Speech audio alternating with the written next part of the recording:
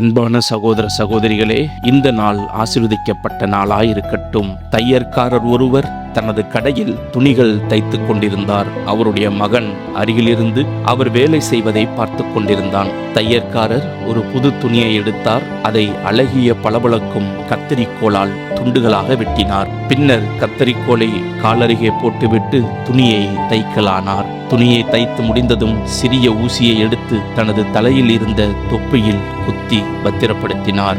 இதை பார்த்து கொண்டிருந்த மகன் அவரிடம், அப்பா, கத்தரிக்கோல் விலை உயர்ந்தது, அழகானது, அதை அலட்சியமாக காலடியில் போடுகிறீர்கள். ஊசி சிறியது, மலிவானது, ஆனால் அதை தலையில் பாதுகாக்கிறீர்களே, அது ஏன் என்று கேட்டான். நீ சொல்வது உண்மைதான் என்றார் தையற்காரர். கத்தரிக்கோல் அழகாகவும் மதிப்பு உள்ளதாகவும் இருந்தாலும் அதன் செயல் வெட்டுவது, அதாவது பிரிப்பது.